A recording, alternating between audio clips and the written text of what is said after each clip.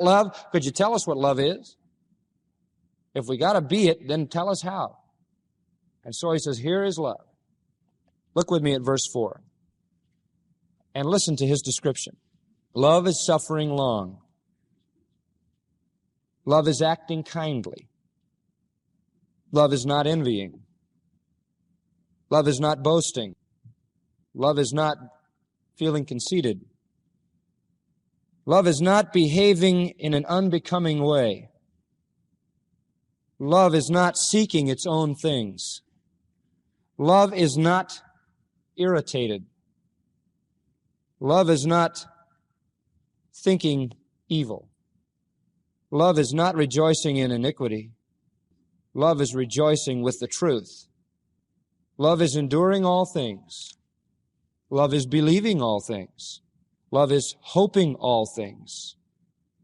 Love is lasting unto all things. Now, thus, there is a description of love. You didn't see anything abstract. You didn't see anything really in terms of an ideology. You only saw things in terms of a behavior. What you have here is really, it's like love is a light, a beam of light. And the beam of light hits a prism. And the prism divides that single beam of light into all of its colors. And that's exactly what happens here. The Apostle Paul takes the concept of love and shoots it into the prism, and it splatters all over, and you've got 15 different colors.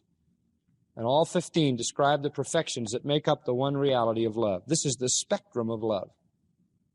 Love in action. And as we look at these, you're going to see, I trust, what will become to you a very transforming truth. You're going to see a whole concept of life that is embodied in this idea of love that has to make you behave and make me behave differently than we do now. You know, what's incredible about this and what hit me, I've been studying 1 Corinthians now for a long time and teaching you for many, many, many months. And up to this point, it's kind of like a lot of dirt up to here, isn't it? I mean, you are messed up here and you're messed up here and here's another ugly situation and you're crummy over in this category and why don't you shape up? And, you feel a little bit like you've been slopping around in the mud for about a year. And then I thought as I reached this particular point, it's like a flower. The 13th chapter is like a flower that pushes its beauty right up through the dirt. And all of a sudden you hit 13 and something bloomed out of the dirt of the Corinthian situation. And as you look closely at it and you see its glories and its beauties, and this particularly in verses 4 to 7, it just opens up a tremendous horizon. Now, the things that you see there are not things you don't understand. They're only things you and I don't apply. And my approach is not simply to just tell you what it says. You can read it yourself, and there have been enough versions and comments on it, but to try to help you to see how to apply this thing. It isn't important that you evaluate this sermon. In fact, it's never important that you do that, frankly.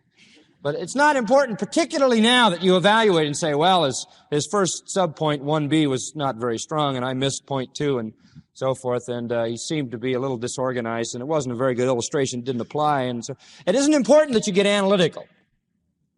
It isn't important that you even say, boy, it was terrific. Oh, it was terrific. Just really liked that. That isn't important either. What is important is that you put your life up against the characteristics of love and you match yourself. That's important. Nothing else is. It isn't important whether you liked this or didn't like it. It isn't important whether it was new information or old. It isn't important whether it was boring or whether it was exciting. It's only important that you have the integrity and the honesty to put your life up against these principles and say, this is me or this is not me. That's only important.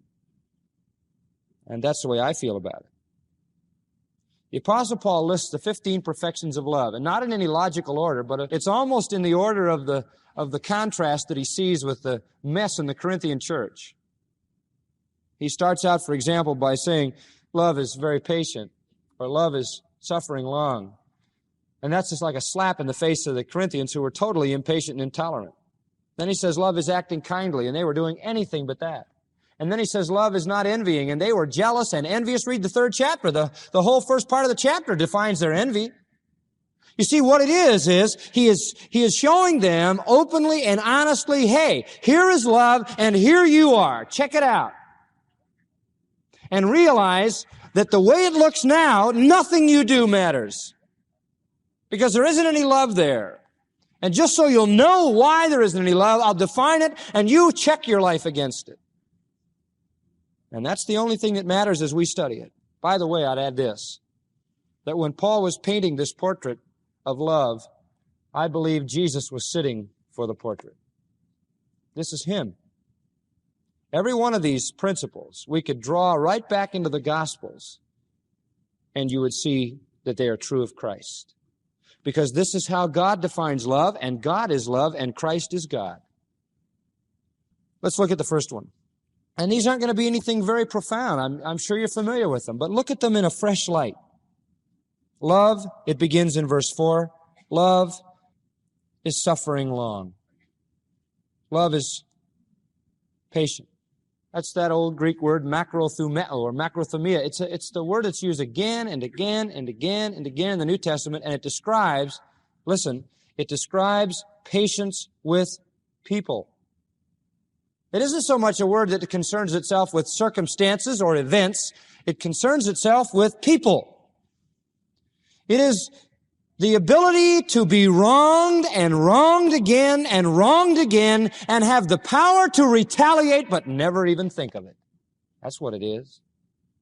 Chrysostom, that early church father, said, it is the word which is used of the man who is wronged and who has it easily in his power to avenge himself but will never do it. That's the word. It is the spirit which never retaliates. It describes the person who never, ever gets angry. You know, it's interesting to think about this, but this is a strictly Christian concept. You say, what do you mean by that? I mean that in the Greek world, at least in that area, this was never considered to be a virtue. This was considered to be a sign of weakness. In fact, Aristotle said that the great Greek virtue is the refusal to tolerate any insult or injury and a readiness to strike back at any hurt. See, that was a virtue. You were a big man if you really whacked away at your enemies, if you really retaliated, if you were full of vengeance. You were showing you were a strong man. Listen, guy, you're not going to get away with that. You know, we identify with that. We make heroes out of people who strike back. We say, boy, there's a gutsy guy. He told that guy off. Boy, that guy needed it. You know, we think that's courageous.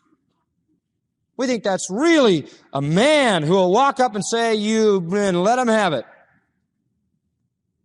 You know, and then we tell our hero stories. Boy, when I remember when I met that guy, did I ever